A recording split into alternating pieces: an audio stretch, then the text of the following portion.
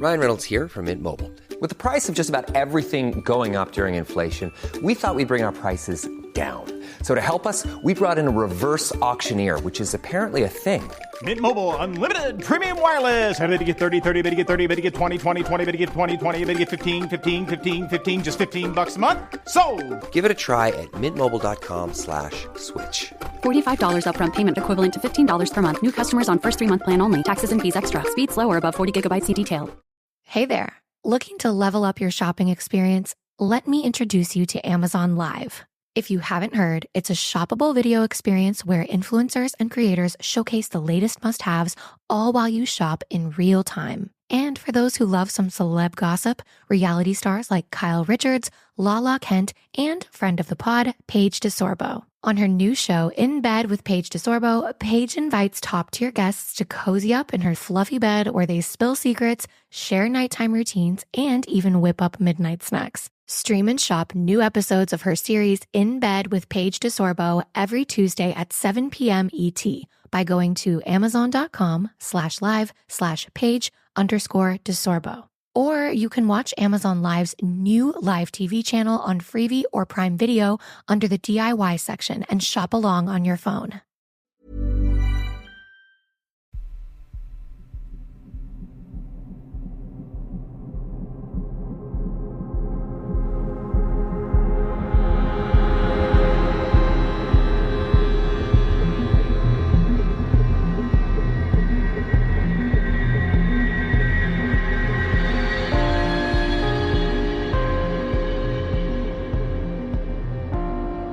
Hello and welcome to 31 Days of Terror, day number 6. And I have one story for you today, and it comes from August the 29th, 2024. And our story today comes from Rachel. This story took place just a few months ago. My daughter was in the hospital preparing to be induced for the birth of my first grandchild. I had come to their house to watch their dogs while she and her husband got settled in the hospital and prepping for the next day's induction. She, like me, considers herself a witch, and I was preparing a type of altar to have in the delivery room the next day. I had bought an electric candle, as I was fairly certain the hospital would not be hip to an open flame. I put it in a bed of polished stones, surrounded by symbols of her particular deities, a photo of her as a child, and an angel pin. Wholly innocuous on the face of it, no scary witchy shit. I was going to say prayers of protection and blessing over it and bring it up to the hospital the next morning. I sat in her front room, dining room combination at the head of the table for my craft project. After assembling the vase candle holder, I began my prayers by setting a protective circle and calling in my guides, gods and angels as I always do. I was barely through the first paragraph when I felt a massive presence rush up to me from the front hallway. "What are you doing?" This wasn't out loud and audible, but in my head, as is how I usually get communication from spirits. The energy was confused, irritated, and feeling territorial. I've always doubted my abilities, and even though I am learning after 25 years that I'm pretty damn good at this, sometimes my rational mind steps up first, and in this instance whispered to me, "Maybe you're just feeling nervous or unsure about this since you know your son-in-law does not believe." So doubting my perception just a little, I decided to continue. I got 4 or 5 words out before again I was hit with, "What are you doing?" I could feel the energy now looming right over me. A cloud of, I don't want to say fear, but definitely confusion and anger.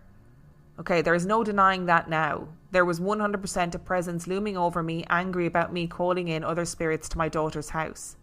Objectively, I could see why. So I closed up my grimoire and started putting away my things, and as I did so, I explained to it who I was. "I apologise for not letting you know what was going on. I am Sarah's mother. You know me, I have spent entire weeks here before house sitting and taking care of the puppies. I love Sarah and David more than life, and I love that baby more than life, and I am simply saying prayers to protect all 3 of them tomorrow as they go through the difficult and dangerous work of birth." I wasn't done, but immediately at that point the energy shrunk all the way down to a light presence. It was listening, but it was no longer alarmed or angry. I realised I had felt this presence before on several occasions, just a whisper here and there while I was visiting, particularly when I was house-sitting and alone. I had never sensed it before Sarah married David, and so I'm thinking this is a familial guardian or ancestor of David's family, and thus Sarah's and my grandson's. It was protecting my family. I apologised again for not asking permission to do the spell work, and I thanked it for protecting my family. Even so, I am not immune to the heebie-jeebies, and now whenever I walk through that room, I am a little nervous. I've been spending the night frequently so that the parents can sleep, and if the need arises to pass through that room, I feel it on my skin, although I think it is 100% just me being a chicken. If I push my grandson through that room in the stroller to quiet him or whatever, I make sure to be especially cheery. I am grateful my daughter and grandchild have an extra guardian from David's side of the family, whether he believes it or not. I am certainly never going to tell him, as he wouldn't believe. It doesn't mean the guardian isn't there, silently behind him, watching his back and ready to defend. So Rachel actually sent in her stories as like 2 separate stories, so I'm going to split them in half for today. I often sort of run these stories in together, but we're not going to do that. We've got time. We've got time to hang around and chat about each story individually. So, first of all, I'm loving the care to have like witchy stuff in the hospital room so that your daughter could feel protected and looked after, and the thought of not having an actual flame candle. I'd be bringing in the candle and then going, what do you mean you don't want me to have a naked flame in a hospital? That's absurd. And I definitely don't know enough about witchcraft to comment on, you know, what you were doing or your craft project, as you say, but I think it's a lovely thing to take the time to, you know, make those prayers of protection for your daughter during childbirth, which can be incredibly difficult. And it just goes to show, even if you aren't a believer, it doesn't mean that things aren't attached to your family. There was a horror film that I watched a few years ago. I don't remember what it was called. It was about siblings. Their parents had died and they'd come back to like the family farm. Anyway, and there was a line in it where the neither of them believed in the devil, or they weren't Christian and didn't believe in, you know, anything like that. And this guy came to the door and was talking to them about it, and he said, just because you don't believe in the devil doesn't mean he doesn't believe in you.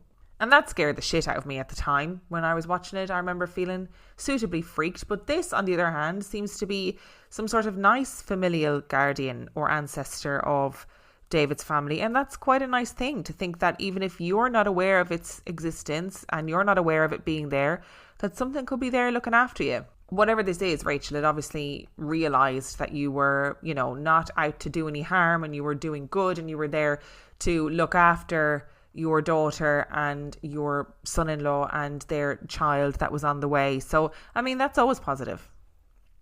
And the second part of this email is entitled The Jokester. I'm going to preface this story by stating that if you've heard it before, it is because I really enjoy sharing it and have shared it on multiple platforms in the past. Frankly, I find it hilarious, and I hope you do too.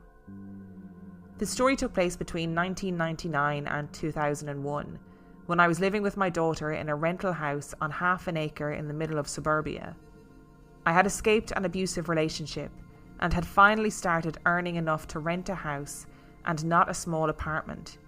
And it was one of the best periods of my life. The little house was about 70 years old and was nestled against a family farm and business that is famous hereabouts for its breakfast sausage.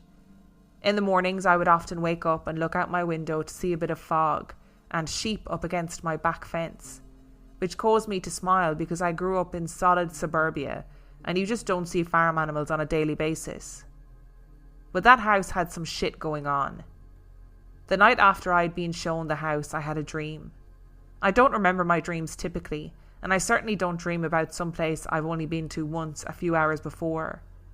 But in my dream, I was standing in the middle of the master bedroom, which is in the corner of the house, with windows facing the back and the side. And as I looked out the window, a man was walking past, looking in. If I recall, he was in a blue shirt and tan pants, and to me looked like a farmhand. He walked past the window on one side and then the other around the corner, as if he were circling the house. He was enraged and looking directly at me, keeping eye contact. I woke up very disturbed from that dream. But, little dream house for a single parent, I decided I would ignore it and move in anyway. As far as I know, I never encountered the spirit of the angry man.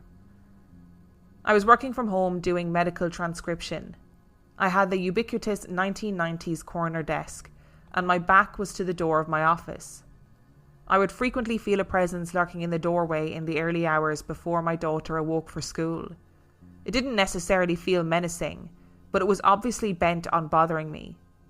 Sometimes it would peek at me while I was watching TV or in the kitchen as well, just making sure I didn't get too comfortable or at ease at any given time. One night, while working late, I again felt the presence appear in the doorway. I continued to type, but my mind was scanning the jokester at the door. It was not a child, as I had originally thought, but a spirit masquerading as a child. It felt slightly more focused than child energy. I had successfully driven off a terrifying entity in my early adulthood, so I knew I was capable, although my first reaction is always, oh shit, before I remember that I have trained for this, somewhat extensively in fact. But tonight my jokester wasn't content to lurk at the door. It began to creep up behind me, and I could almost see through its eyes, about the height of my chair. It stopped about a foot behind me. At first I could feel the hair rise on my body and the fear amp up. I had just read a book about the transmutation of energy, and I'll be honest, I didn't really put a lot of thought into it. What I did next was almost instinct. I created a vision in my mind and then projected this energy superimposed over my own head.